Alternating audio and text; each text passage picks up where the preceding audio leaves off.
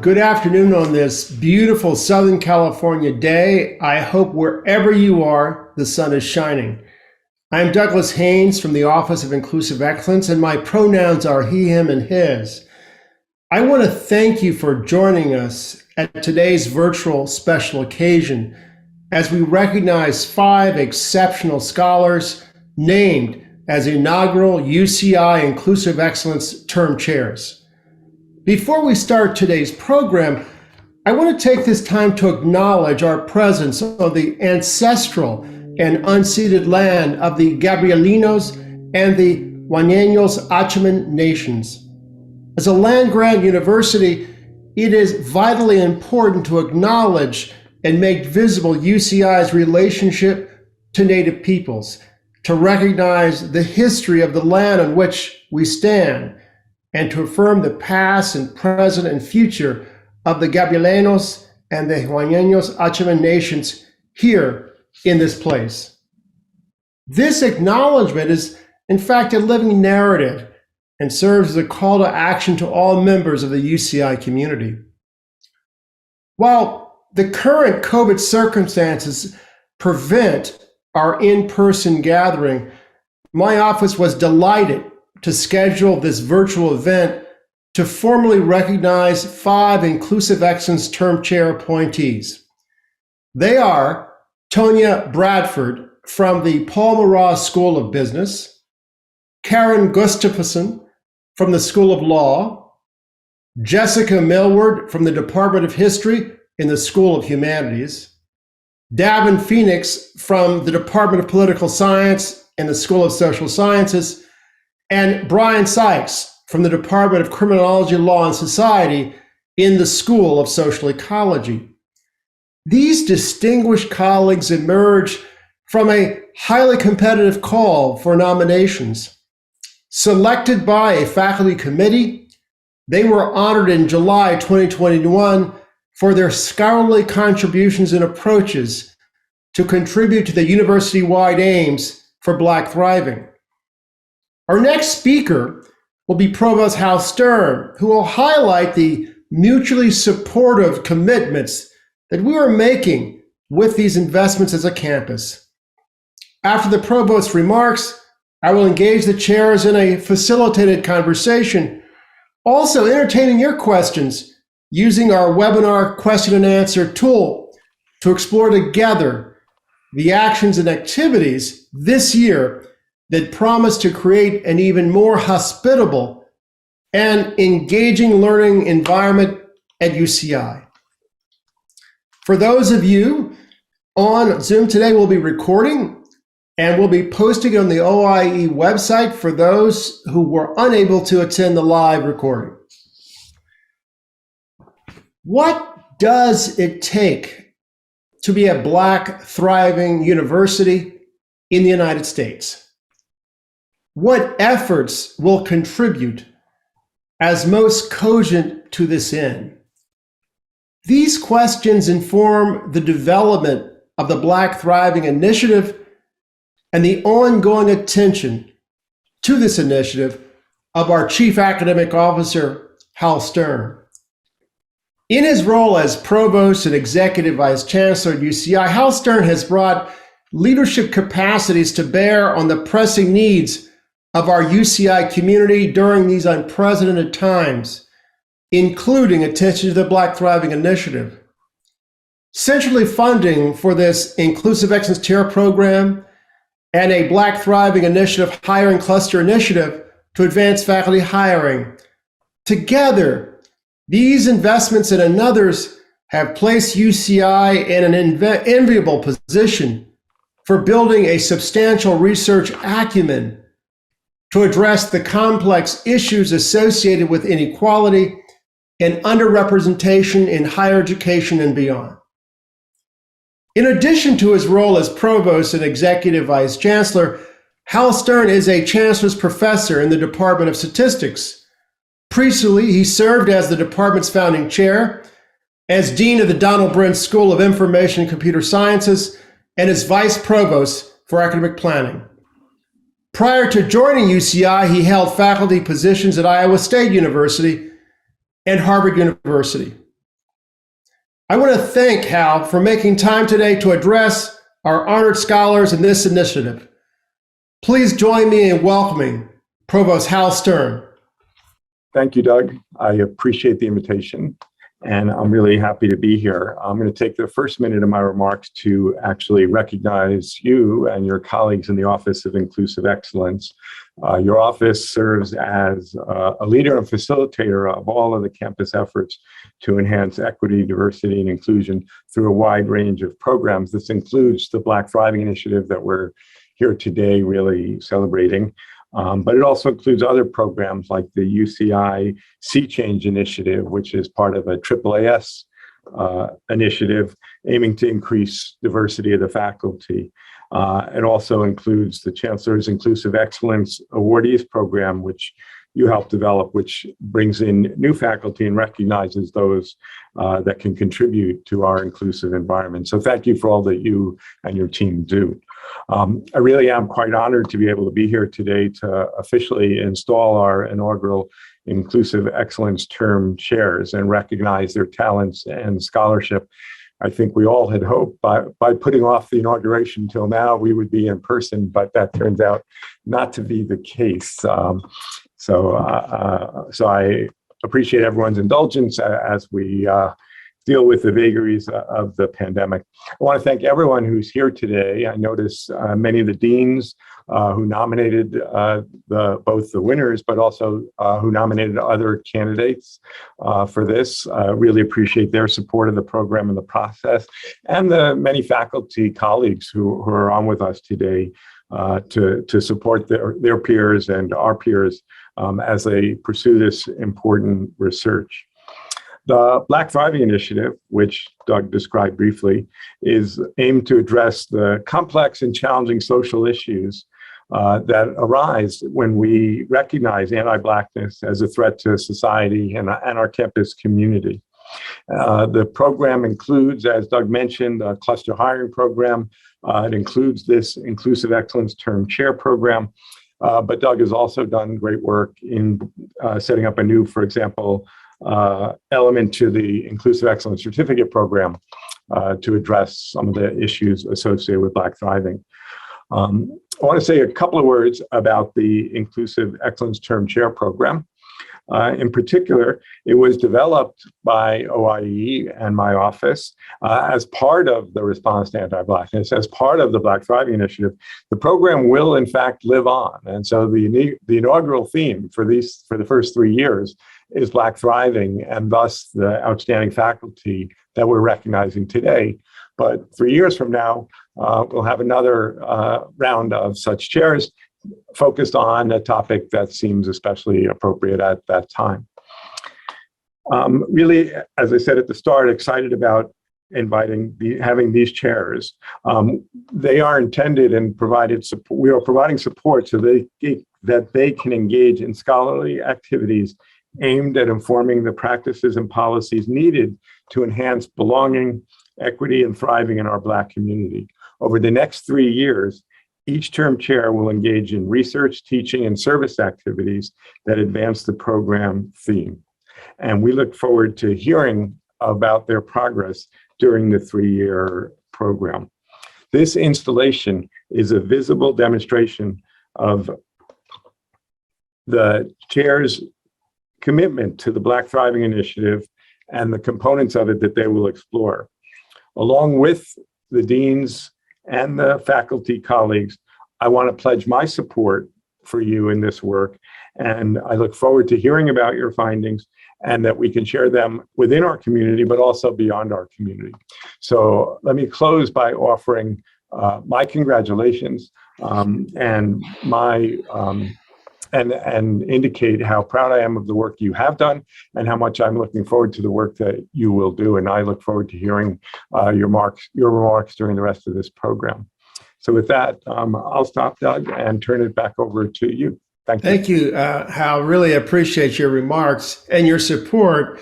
I want to pick up a thread from Provost Stern's statements to highlight the importance of mutually beneficial and mutually reinforcing framework for the Inclusive Term Chair Initiative.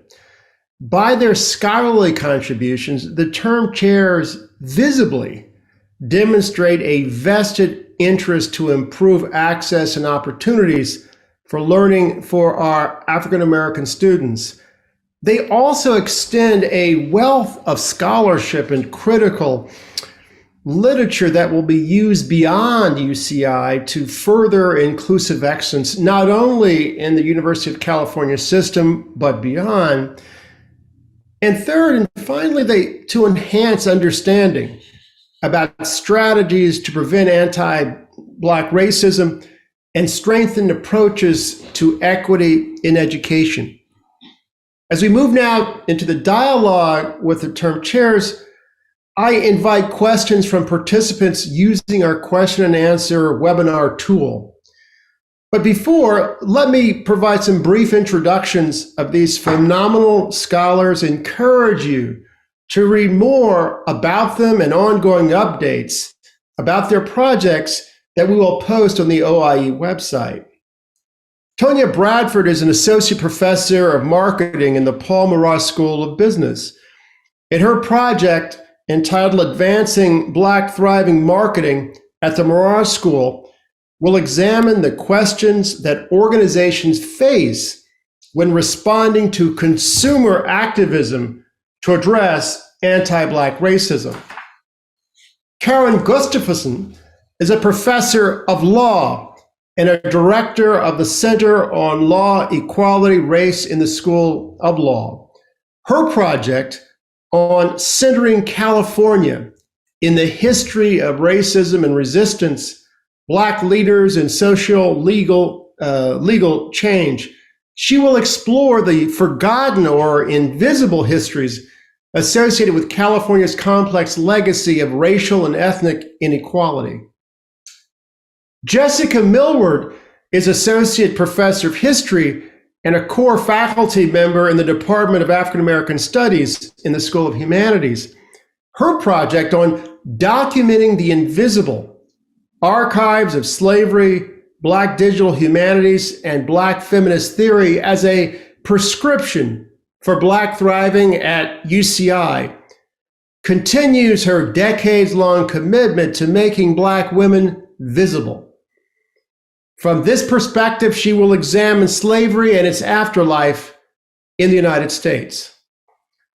Davin Phoenix is Associate Professor in the Department of Political Science in the School of Social Sciences.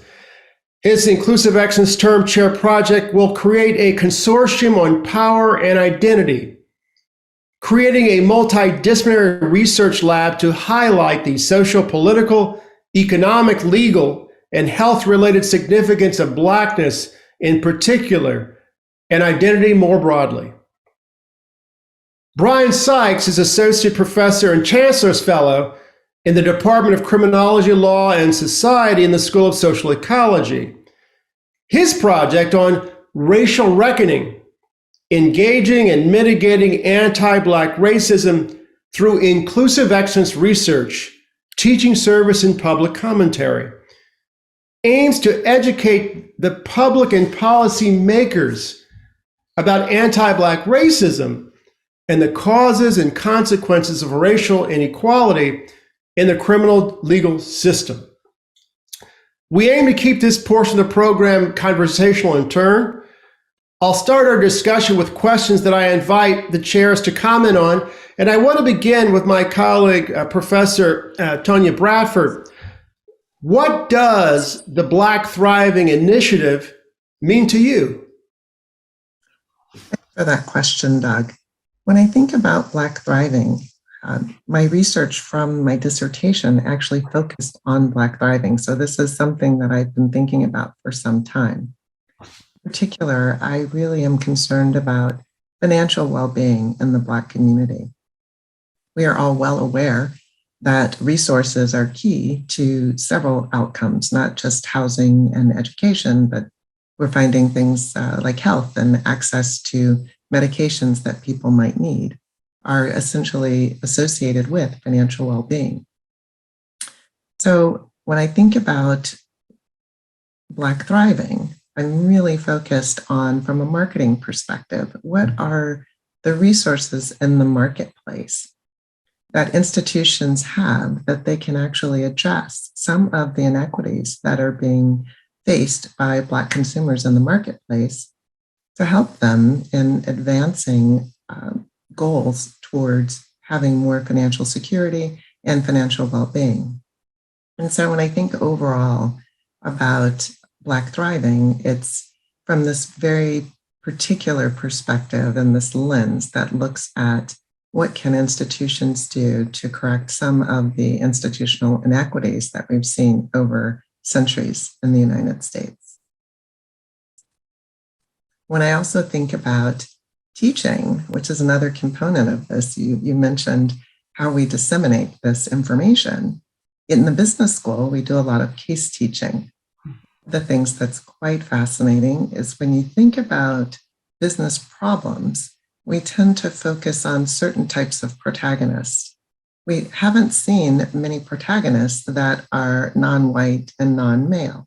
And so another thing I'd like to bring in from the Black Thriving Initiative is a case study, the creation of a new case study that could be used not only at the Mirage School, but at business schools across the country and perhaps even across the world that foregrounds Black business decision makers dealing with issues that are important to not only their company, but their clients that they service. And then finally, from a service perspective, it's also important to think about the student experience on campus. And so another aspect that I'm focused on is in the service component. And in this instance, I'm looking at our Black Management Association here in the Mirage School. It's an organization that was founded last year, just after the murder of George Floyd. Since that time, the organization has grown and has contributed a sense of vibrancy to the African American community in the Mirage School and beyond. We're excited to be hosting our second annual conference in April. And the theme of that will be, of course, related to financial well-being. And it's looking at what is it that individuals can do productively with their education that supports their financial well-being, be it that they start a new business in terms of entrepreneurship, or that they join an organization and we provide them the tools to successfully navigate their careers from start all the way through successful retirement. So in sum, when I think about the different ways that my work on financial well-being can reflect and support the Black Thriving Initiative, I find lots of opportunities, and it's very exciting to me to think about the ways that this research, the service, and the teaching can inform not only what's happening for our local community, but beyond. Thank you so much for that holistic sort of description of the ways in which your work will enact and promote Black thriving locally, but also across schools of management, and we hope for future leaders in industry and business. I now want to invite my colleague Kaaryn Gustafsson from the School of Law to reflect on the meaning of Black thriving as it relates to the work that you do and now and in the future. Well, thanks for having me here and giving me a chance to speak. And thank you for providing the funding for these efforts. I think one of the things that Black thriving means for the law school is opening up spaces to bring race into the curriculum. And we've been doing that for the last year at the law school more generally. We have a new requirement that all students take a course on race, indigeneity, and the law before they graduate. But the Black thriving specifically means that students will feel welcome, and will feel welcome not only to take classes, but also to produce research. one of the things I noted in my proposal is that studies of African American history, particularly in legal history, tend to focus on the East Coast and the South. The Black Thriving Initiative gives those of us at the law school an opportunity to really expand the research on Black Californians, and to give students a role in producing that research. It also allows us to generate some work that I hope will build into the state's new mandate that high schoolers take a course on ethnic studies. And in that way, I hope we will expand the pipeline to law school for African Americans. Since the passage of Prop 209, law schools in the UC system have had difficulty attracting Black students.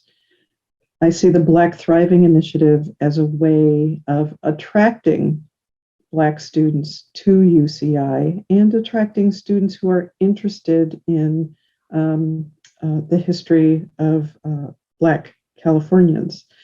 And I think one of the most important parts of the work we're doing at the law school is to show just how much African Americans have thrived in California despite multiple barriers. Despite exclusion in the workforce and in housing and in educational opportunities, there have always been leaders pushing for better opportunities. And I think bringing that to light will make UCI a more attractive place for Black students. Thanks. Thank you so much. I really appreciate just how you envision the Black Thriving Initiative as a very expansive and affirmative project to sort of transform pathways into legal education at different points along the educational pathway of achievement. I next want to turn to my colleague, Jessica Millward, from the Department of History, to invite her to reflect on the meaning of Black thriving to you. Thank you very much for this opportunity and for the funding. I am a historian, so I like to start by looking back and thanking those people who have supported me so that I could thrive educationally in this system, that being the UC system. So what does Black thriving mean to me? Angela Davis notes that Black women have had to develop a larger vision of our society than perhaps any other group. When Black women win victories, it's a boost for virtually every segment of society. I start with this because during my 3-year term as the Inclusive Excellence Chair on Black Thriving, I will make Black women visible. Visibility is a key indicator of thriving, but that needs to be coupled with mentoring. It needs to be coupled with financial stability, especially if we're talking about graduate students. So first, I will say one of the reasons I came to this topic, this platform, in terms of making Black women visible, is because we know historically the labor of Black women in particular is often shrouded in secrecy. It is hidden in the archive. And in this present day, in some ways, it's not even acknowledged. For example, Black women started the Black Lives Matter movement, and we often only focus on the lives of Black men who unfortunately have been killed by police violence. So in making Black women visible and therefore helping them to thrive, I'm going to dedicate the next 3 years to doing three projects in particular. The first of which I'm going to develop a community of Black feminist thinkers on campus. We already have a significant number, but with COVID, everyone has retreated into their own homes. We need to once again come out and be visible, have conferences on that look at Black women's, have conferences on Black feminist theory and Black women's history. We know from several disciplines that the intellectual work of Black women is, and then being Black feminist theory or Black women's history, is often the cornerstone of new innovations in scholarship. So I'm just going to continue doing what a lot of people on campus are already going to be doing, but I'll do so through mentoring graduate students and through not just talking about slavery and building programs around helping us look at enslavement and the afterlife of slavery, but also to do this through the lens of Black digital humanities. Digital humanities, we know, is really the life's blood, especially at this point during COVID. Black digital humanities, however, comes from a commitment to the Black community. It comes from the same type of community that engineered Black studies. And so in training graduate students and undergraduate students for the next kind of iteration of what Black knowledge production means, I also think that's an indication that they are thriving. And finally, I will leave with this. Research on slavery, Black digital humanities, both in terms of teaching and in terms of mentoring, and also to secure and continue to build a Black feminist thriving community here on campus. To that note, there are going to be several activities going on. The first will take place April 2022. It is a one-day symposium titled Archives and Afterlives, Enslaved Women and the Black Digital Humanities. February 2023 does not yet have a catchy title, but it will be on slavery and Black resistance. And February 2024 will be when everything comes together, both the ability to thrive on campus, the ability through funds that has been set aside in this endeavor to outreach to schools on the continent like University of Ghana, Legon, and most importantly, to look at how Black digital humanities is shaping how Black people understand their own history. So February 2024, the theme will be And the Ocean Carries Me Back, Black digital humanities, Black family ties, and kinship in the diaspora. If the past year has told us anything, it is Black lives not only matter, but understanding the context of these lives are equally important to understand how people are thriving. Right. Wonderful. Thank you so much, Jessica. I really appreciate that. And you really help sort of expanded the contours of Black thriving, both practically in terms of the digital humanities in the projects that you're currently engaged in, but also you made a reference to partnering with institutions in Africa, which really represents a further expansion of the geographical contours of Black thriving as it relates to UCI. I now want to invite my colleague Davin Phoenix to reflect on the significance of Black thriving. What does it mean to you, and how do you plan to enact it? Thank you, Doug, for this opportunity and this funding. I'm really grateful and excited about this responsibility that I and my fellow winners carry. There's two levels or planes in which I think about Black thriving. First, thinking about thriving as a political scientist in regards to the Black body politic.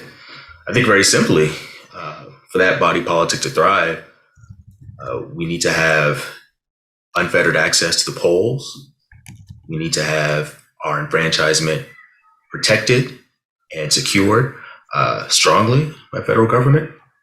We also need the architects of our policy platforms to view the Black voting blocks throughout the US, which are essential to winning elections, especially in key battlegrounds, to view this Black voting bloc not as something to take for granted or as something to disenfranchise or to move away from, but something to actually cater to and be responsive to. And I also think about Black thriving in the political community sense, being a group that can marshal its people power and its resources to commit to and sustain the largest social movement in US history and actually have that historic movement be responded to with legislative actions that meet the urgency of the moment at the federal, state, and local levels. But in regards to my initiatives, I'm thinking about thriving of this campus community, similar to crops that thrive when they are deeply rooted in good soil. I think about how UCI has a very unique institutional history that I was fascinated to learn. When the campus was starting, you didn't have all of the members of one department, as is usually the case, situated in one building, right? You had some political scientists over here sharing offices, or sharing floors with economists, and you had different groups arranged all over the campus. And why was that? Because the campus wanted to truly unlock the power of disciplinarity. And so I think it's a bitter irony that so many of the students, graduate students I've spoken with and advised, either that are under my formal wing within my department or that have engaged in what I'm sure many of us have engaged in, shadow advising, when they speak to how they feel as though the work they're looking to develop, work that I see as really incisive and cutting edge and critical, that they don't see that work being affirmed and valued by their home departments, and that they feel they're kind of caught between worlds, torn between work that's really exciting, but people that are gatekeepers within their field or department saying, I don't know if this is legible as whatever this is supposed to be. And I think, that really flies in the face of this rich history of the campus. Mm-hmm. And for me to see so many students feeling that, not feeling as though they are deeply rooted within the departments, right? Not feeling like they have the direct means to get the kind of specific support and constructive feedback, but also the affirmation, the validation, the access to the broader networks within their fields. That's what allows people to thrive. That's the equivalent of a crop getting that sun and that water and those nutrients.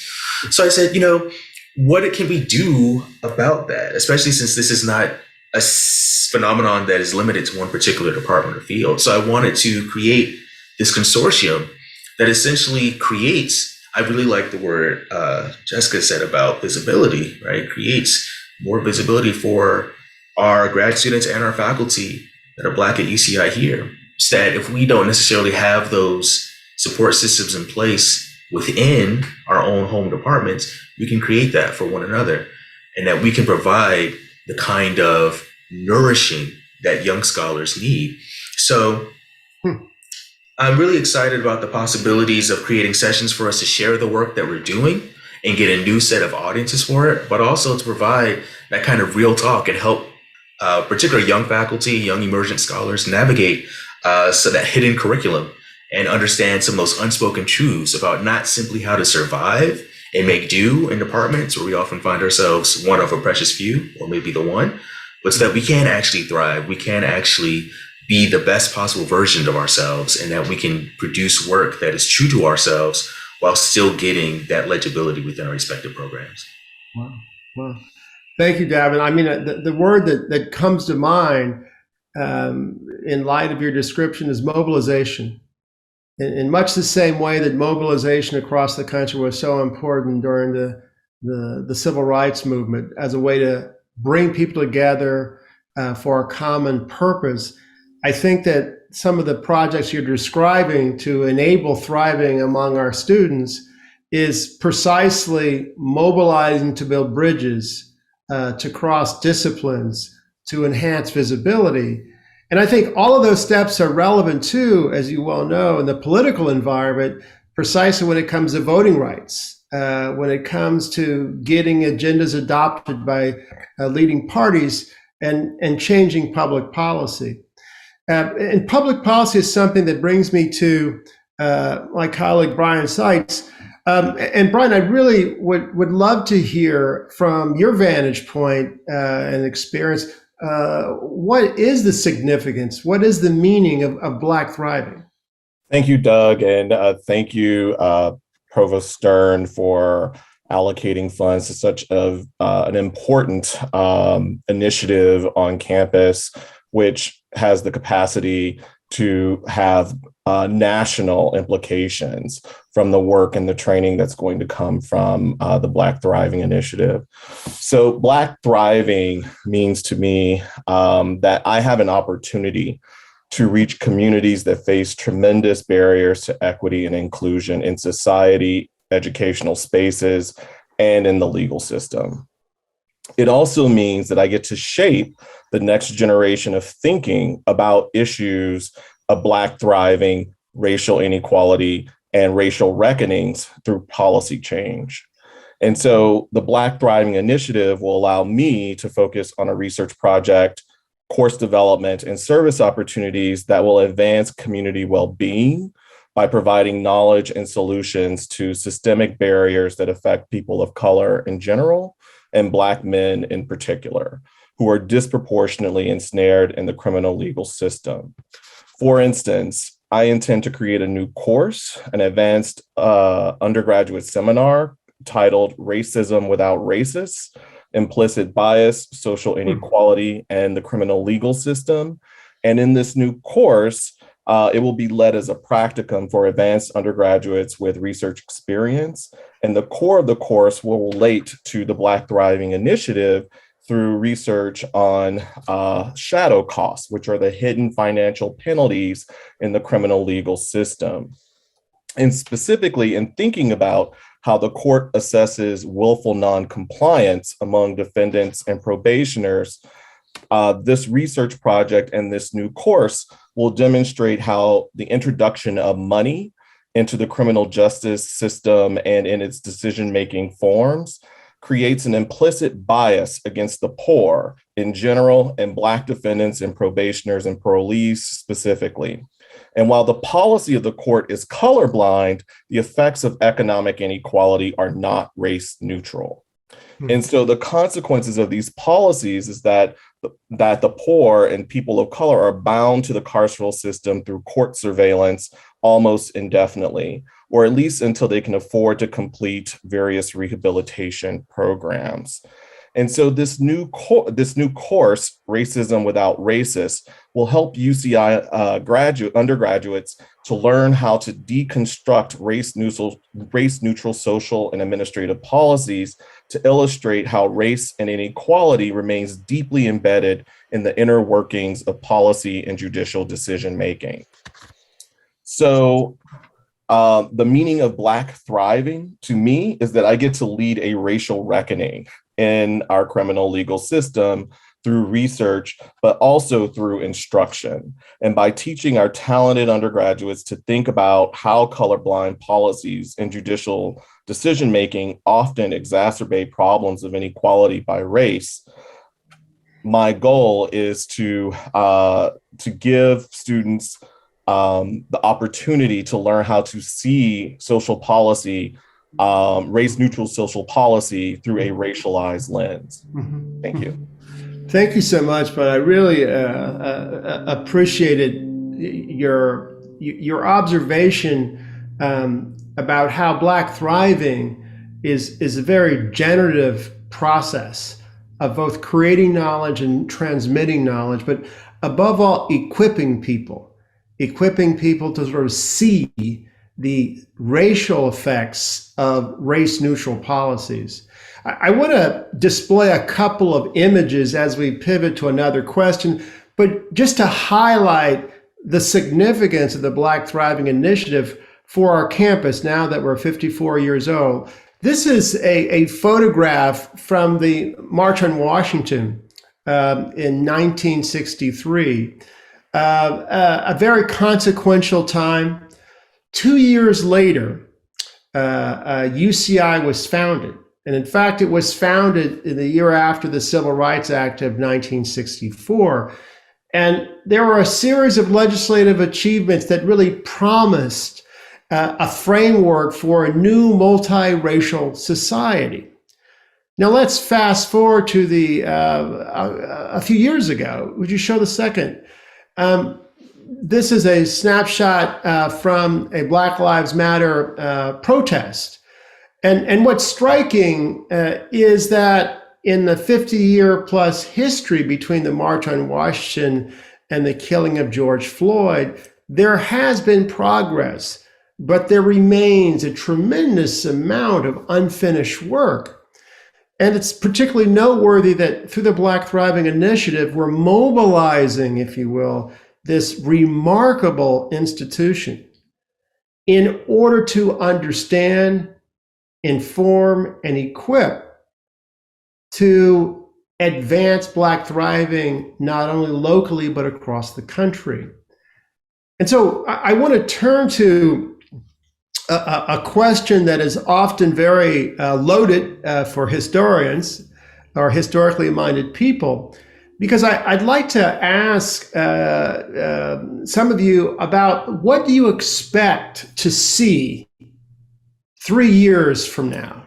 At the end of your term, what expectation do you have about the momentum that you have accelerated, that you have launched? And I want to turn to Bryan, putting you on the spot. Sorry about that.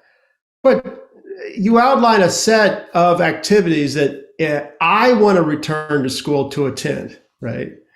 But when you think ahead, give us an example of something that you like to sort of see that would serve as a marker of progress made over the past 3 years.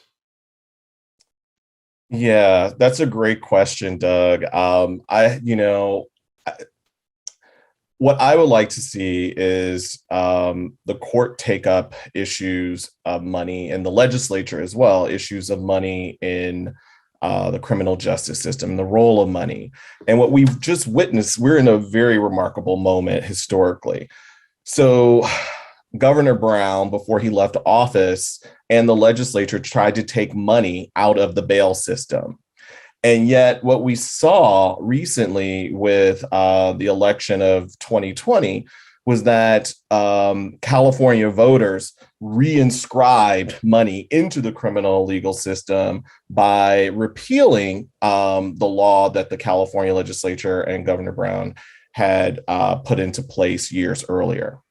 And so that disconnect between the voter and the legislature needs to be resolved, particularly when you're thinking about issues of economic inequality that infringe upon issues of access to justice and also constitutional rights. So should someone sit behind bars simply because they're poor? Should someone have to go to court literally dozens of times simply because they're too poor to pay a fine or a fee or to pay for any of these rehabilitation classes that have been ordered upon them, some of which are mandated by law? And so it raises the question, or at least two questions for me in the next 3 years. And there has been tremendous movement on the front for changes in monetary sanctions here in California. But I think that there's more that can be done, especially since, Californians love their referenda, measures, bills, and everything else that we get to vote upon. But there needs to be a broader conversation with Californians about the significant implications that are at stake when money is infused into our criminal legal system. And that's a conversation that I want my students and I to be a part of and to lead the way on. Wow, thank you, Bryan. A question has come in from Mary Gillia, a colleague of, I believe, Tonya, yours, the Mirage School. But this is a question, I think, for all of the term chairs. To what extent do the topics that each of you are helming lend themselves to collaboration? Is that a possibility for the future? And I'm not trying to put you on the spot to make a commitment, but it's quite striking when I just think about the comments about his project, Bryan's project, Kaaryn's project, and of course, Davin, yours as well. But it strikes me as a possibility that we didn't plan on.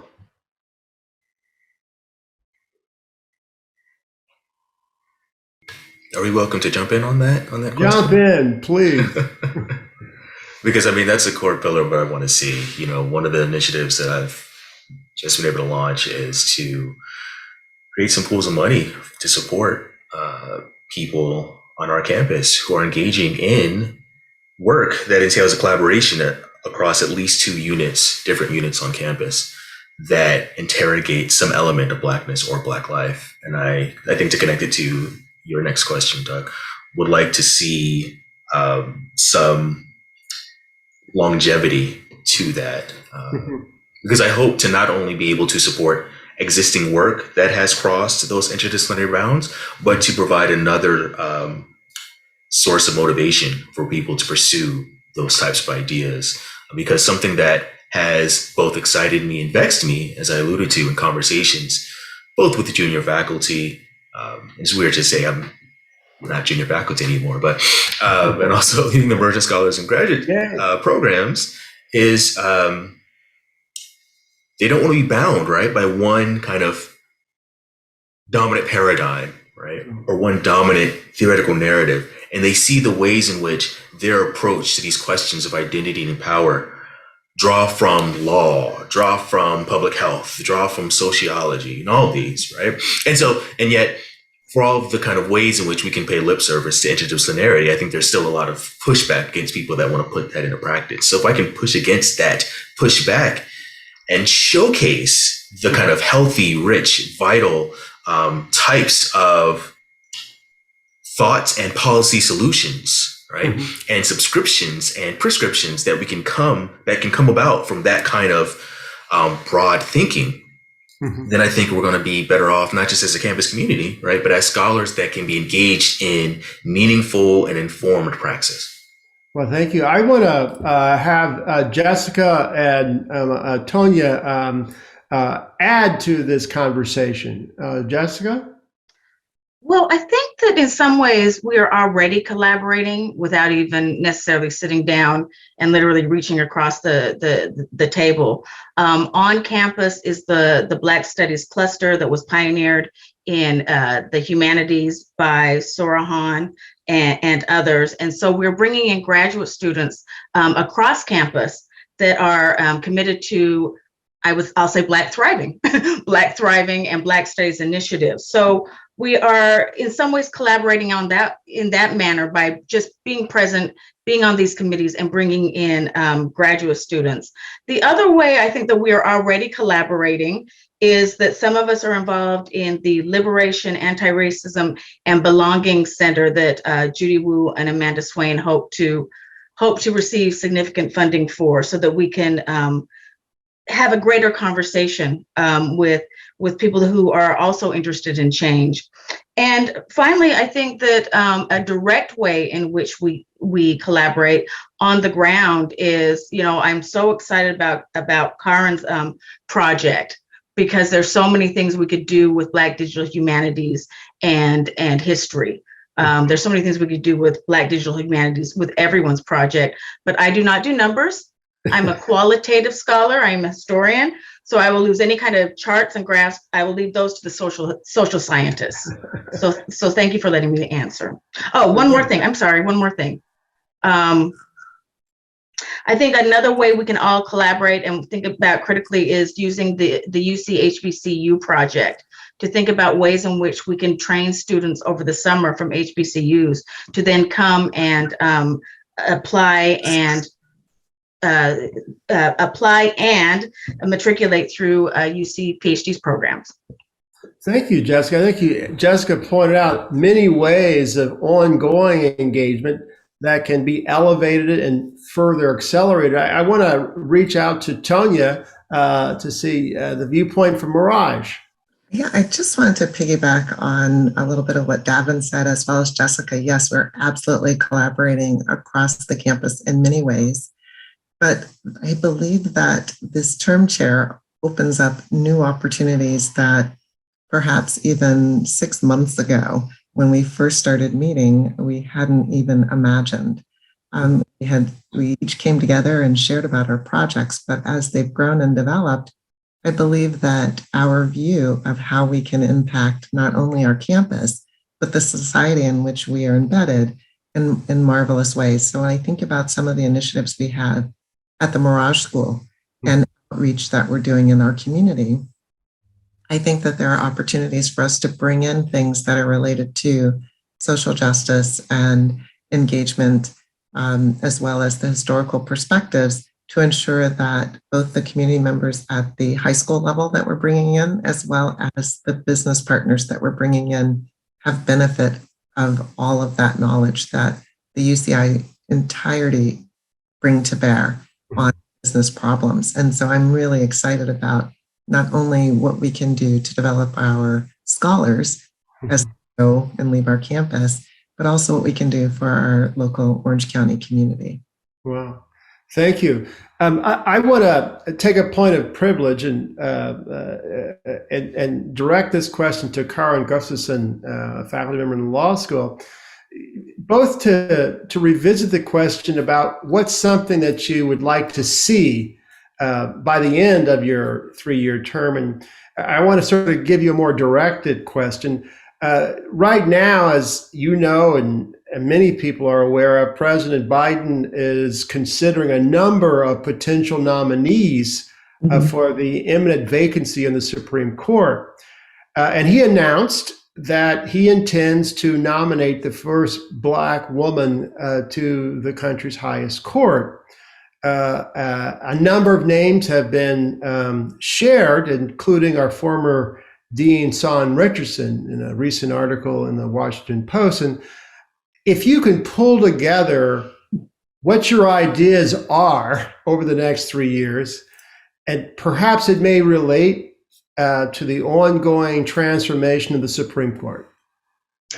Yeah, I mean, there's a lot happening at various levels. I mean, people are talking about the Supreme Court vacancy, but President Biden has also been filling vacancies in the lower federal courts, and I hope to see more of our students, and particularly more of our students of color, moving into judicial positions. We have already seen with the new nominees to the federal courts, we have seen judges looking for clerks in the off cycle. Usually there's a timeline that judges follow to hire court clerks, and being a court clerk is often an important stepping stone to achieving leadership in the legal profession, whether that's in the courts or in teaching or in law firms. And we have been aggressively promoting our students to serve as clerks for those new judges. And I am hopeful that we will see our clerkship numbers expand as the judiciary becomes more diverse. And we are also looking for a new dean, so we hope to have new opportunities there. There will probably be some new initiatives, but what do I hope to see in 3 years? I think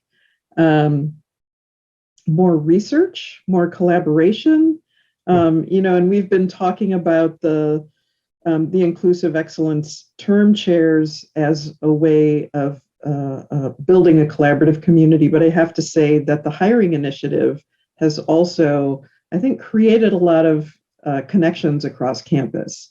I think during the first round of proposals, I saw 7 of those pass across my desk. And many of those people I'd never met before. We teach on the same campus.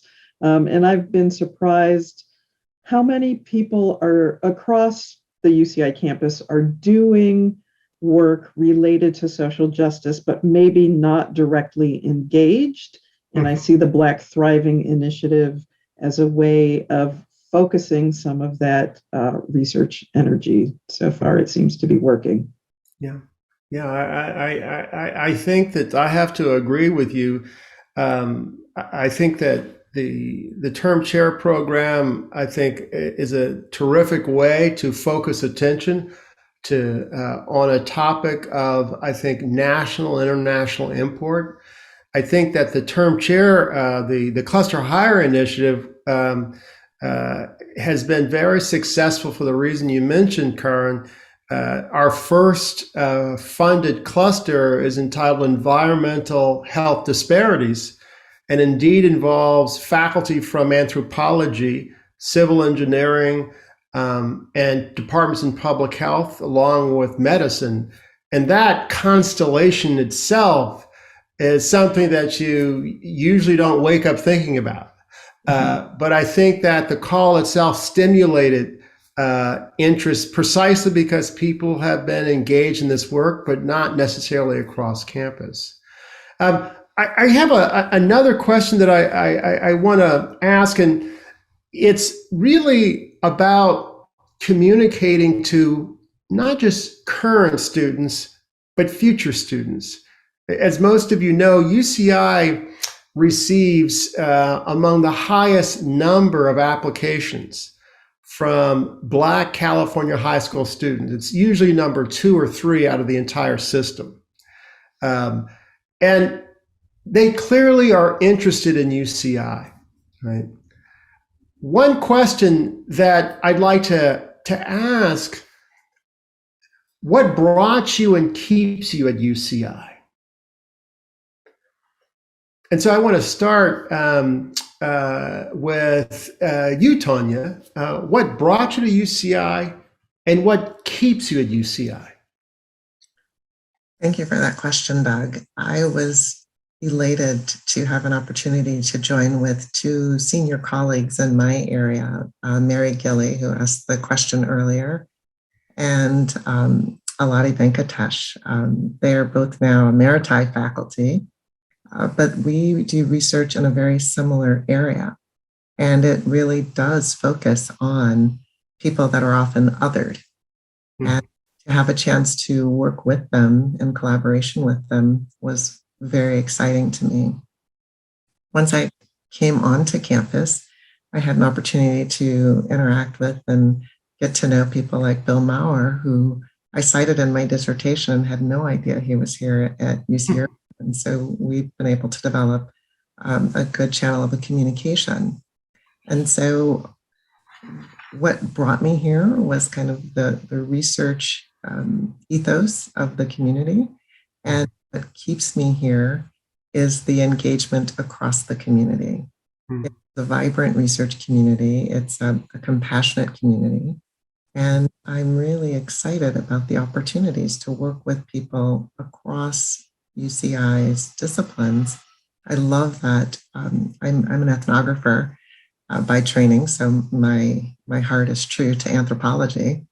I apply those skills to business issues. And what I love about the campus is that it embraces all of that and does it in a way that allows me to focus on those populations that are most concerning to me. And as I started and sharing what my research was focused on, it's looking at what can we do to help the lives of the most marginalized amongst us. And as was already stated by Jessica, when you lift up people that are marginalized, everyone else is raised in that process. And so I love that UC Irvine is a Hispanic serving institution.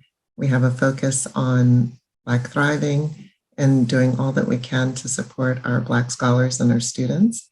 And those are the reasons why I am continually invested in what it means to be a part of this community. Wonderful. Thank you so much, Tonya. I really appreciate that. And I want to sort of give you an opportunity, Davin, to weigh in on this question. What brought you to UCI and what keeps you at UCI? What brought me to UCI is a beloved community of folks. First, a constellation of people, both within my program that I graduated from with my PhD at University of Michigan, but people arrayed across the campus that gave me opportunities to develop, not just as a scholar and really find my scholarly voice when I wasn't sure if I would develop that, but also to find my voice as a teacher and really find my passion teaching. And then the folks at UCI that indicated to me that they were going to be a place that valued work on the intersections of race and politics and didn't see this as ancillary to some of the core subfields within the discipline, but a core part of the discipline where I knew I wouldn't have to face kind of scrutiny or questions about the value or the utility right, of gaining to explore how Black people continue to navigate, right, the challenges of the political system. And what keeps me at UCI is a set of individuals from that community that I was able to kind of create a home within, both people within my department and people, again, arrayed across the campus that took me under their wing and taught me how to succeed, taught me how to be a professor and helped me learn that hidden curriculum. And also people that allowed me to work at my pace and produce work and kind of see the value, see the promise, but also let me know, here's what you need to do to continue to find success here, to not allow that to be nebulous, but to spell it out for me. So I really appreciate folks like my former chair, Jeff Gustafsson, who laid out everything for me as clear as you could. What keeps me at UCI in addition is the students. It's been such a pleasure, and I won't belabor this because I know Tonya just spoke to this, but to have so many first-year students who are so hungry, who remind me of myself, not just in wanting to make the most of this opportunity, not just to kind of, have a certain income level, but to be impactful and to open up opportunity structures that many of these students themselves pushed and fought their way to open through. That excites me and that energizes me. Undergrad and graduate. And so that's anytime people ask me, like, what do you like about UCI, prospective students, or maybe people, at a job interview, that's the first thing I go to. It's so gratifying. So to be able to hopefully be a part of making this a place where more students can thrive and more people can look at this and say, I can thrive here, that's super motivational for me. Wonderful. Thank you, Davin. And finally, I want to reach out to my colleague, Jessica Millward, because you've been so engaged in building pathways to UCI, particularly through the UCHBC initiative that you and Professor Tiffany Willoughby Herard have secured and managed. I really would appreciate your insight into what keeps you and why UCI and what keeps you here. Well, I'm chuckling because if you remember, Doug, my campus visit, Vice Chancellor Haynes, you were at my campus visit. I came to your office and I said, what does inclusive excellence have to do with this particular job? And you said, well, they're separate, but they're so interrelated. I can already tell that based on your file. What keeps me at UCI is innovation. Innovation in the sense that we were the youngest UC until UC Merced. And because we're young, we haven't in some ways followed in the patterns of the other UCs. I feel that we are innovative. I feel that it frees us as scholars to do things reaching across campus or even reaching across, really the confines of this country. So what keeps me here is actually collaboration, which is what you just alluded to. Tiffany Willoughby Herard, who basically everyone knows on campus and is serving right now as the equity advisor in the School of Humanities. She has taught me how to collaborate. Historians do not collaborate. We do not play with others. We do not share our sources. But Tiffany Willoughby Herard and some graduate students, LaShonda Carter, the late Ella Turin, they have taught me the art of collaborating. And we have collaborated on Activist Studio West, which is a digital platform that we use to train young HBCU students how to do Black digital humanities, how to put records together. It's an it's an open access archive, and we've been successful. We have 2 students that are in visual studies, Sienna Bann and Tyreek Edwards, and we have 1 student that's applied to come to UCI to actually work with one of the Black Thriving chairs. I won't put any pressure on that particular chair, but I will be in that particular chair's inbox. So we already see that the pathways, that the projects are working. We just need more and more funding. We need more and more attention to the creative ways that we can bring Black students in. And yes, it's working. Terrific. I want to thank all of you for sharing that. I think it matters a great deal because soon thousands of California high school seniors will be considering offers of admission. And we want to be sure that we are describing the campus, outlining the opportunities that are available to them. And your stories play a very valuable role in conveying that.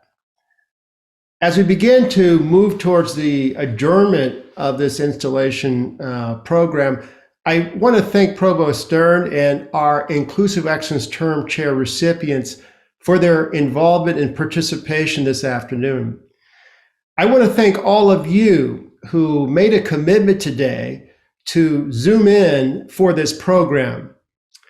And I particularly want to highlight our deans who have provided ongoing and substantive support for inclusive excellence across the campus, and in particular for the Black Thriving Initiative. I am so motivated by the encouraging words and projects spoken today.